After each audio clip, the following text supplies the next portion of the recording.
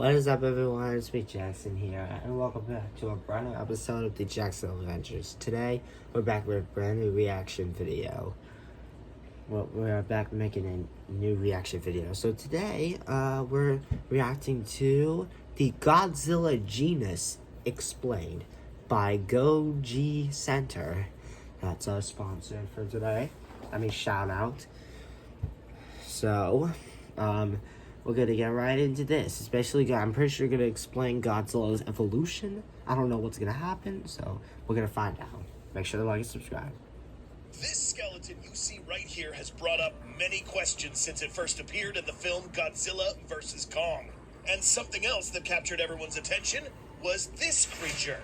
Now, what if we told you that both of these had something in common? Really? That they were all part of the Godzilla genus. In the Monsterverse, we have been introduced to a few different Godzilla incarnations, relatives, and evolutionary offshoots. Let's begin with number 1, the Phytodons. These were originally referred to as scaly quadrupeds by the CG artists and were created to resemble Godzilla in some forms. How? During their creation, Adam Wingard suggested that these should have the scaly properties and some facial features of the Godzilla species. Wow. These artists went as far as giving these guys a spiky back. These small spikes resemble Godzilla's dorsal plates and could have been used as a warning signal to other species, or in some cases, monarch aircraft that get too close. In the official art book, we read that these guys are basically, and we quote, offshoots of the evolutionary branch that gave birth to the Godzilla species. That's Really? right, folks. By definition, these guys could have been distant cousins or perhaps ancestors of the Godzilla specimens we know today. That makes How sense. big were these? By comparing the rock critters to humans, and then comparing these height proportions to this particular creature and to Kong, it's possible that these guys could grow to a whopping 90 to 100 feet in height. Wow. Although these guys don't initially look that big, we can expect these giant lizards to be capable of mass destruction. Since they share similar corporal features as some of the larger lizards known today, we can assume that these were apt swimmers, capable of swimming at fast speeds, similar to our next kaiju, Godzilla. We're going to go over to 2 members of the Godzillas that we know of, the G-Man and this guy, Dick. Ads for Breeze. Life can be busy, but when you Kroger. Kroger Boost, it's like getting a savings Dagon, or sometimes referred to as 5146 Adam. Let's start Dagon. with I heard Dagon. about it. Many people believe that Dagon was Godzilla's ancestor. Dagon. He really wouldn't be Godzilla's ancestor if he was around while Godzilla was alive. Wow. Let us explain. We know that G-Man was around for millions of years, but since the existence of Dagon was recorded in Phoenician records, it's clear that both of these were at some point alive at the same time.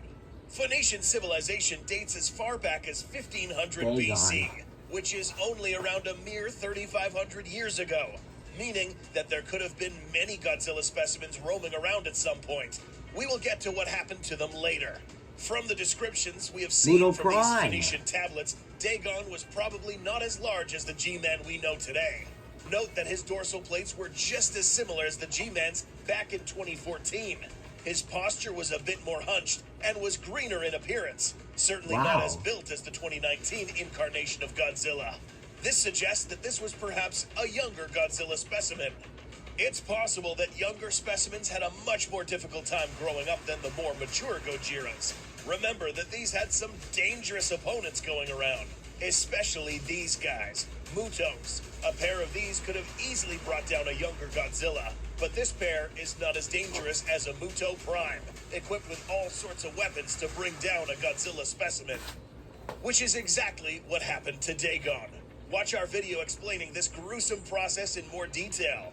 We can only assume that the rest of the Godzilla species that were alive in the past few millennia were wiped out by the Mutos, except one. Now let's talk about the modern G-Man, who has seen tremendous amounts of bodily change within a span of 5 years. In the mid-1900s, the G-Man woke up to a different environment than he was used to millions of years ago. The atomic age was born. Between 2014 and 2019, the constant levels of radiation led to a much more rapid evolutionary development for the G-Man's body. The same would Check have that happened out. to Dagon, but as mentioned previously, he died before radiation levels in the surface were close to the levels in the hollow Earth. Let's talk about these dorsals. While it is true that its battle with the Muto Prime had something to do with its dorsals changing shape, this is not the complete explanation. These dorsals would have eventually changed either way, only when the Godzilla reaches a particular point in maturity. How do we know this? Let's go back to this scene in Godzilla vs. Kong. Take a close look at this axe. This axe blade strongly resembles the G-Man's dorsals. We know this blade did not come from the G-Man, but it did come from an already mature Godzilla. This axe blade was pretty big, similar to the size of the G-Man's own dorsal plates. This means that Godzilla specimens in the Hollow Earth were capable of growing this large thanks to the Hollow Earth energy, Wow, which was as strong sweet. or even stronger than the radiation levels on the surface. Godzilla in 2019 is the largest in the Monsterverse, measuring 393 feet in height and weighing 99,000 tons. Well, today, 2024 Now, can he grow Godzilla is even the larger? largest. The answer is, or should be, yes. Before we talk about the largest possible specimen in the Godzilla genus, let's first go Never over mind. one important biological fact about this animal classification. Every animal that exists today will fall under one of these classifications. The G-Man would then classify under here, the reptiles.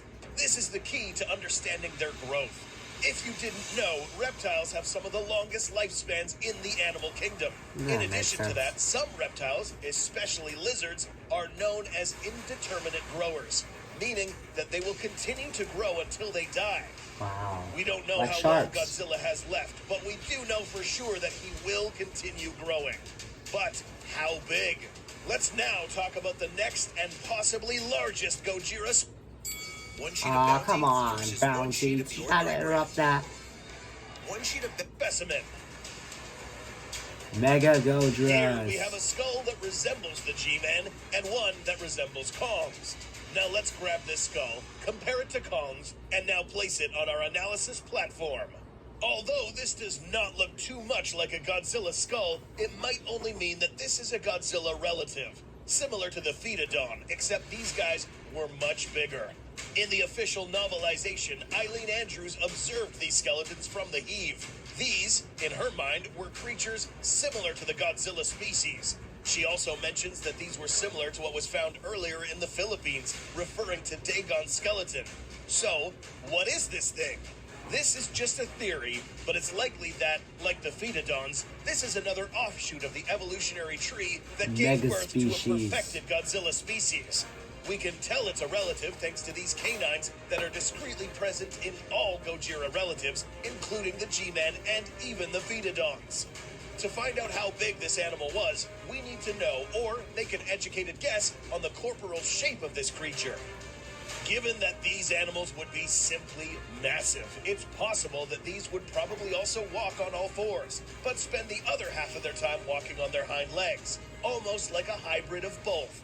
Wow. This animal would be slow but powerful, with similar features found in both the Godzillas and Pheatodons. Wow. We'll make a video later on exactly how this guy could have gotten killed. Did it have atomic breath capabilities? Probably not. An animal this large with atomic ray abilities would completely destroy this place in seconds. But it didn't, probably because it couldn't. Whereas a smaller Godzilla managed to blast a hole right through it while being on the Earth's crust.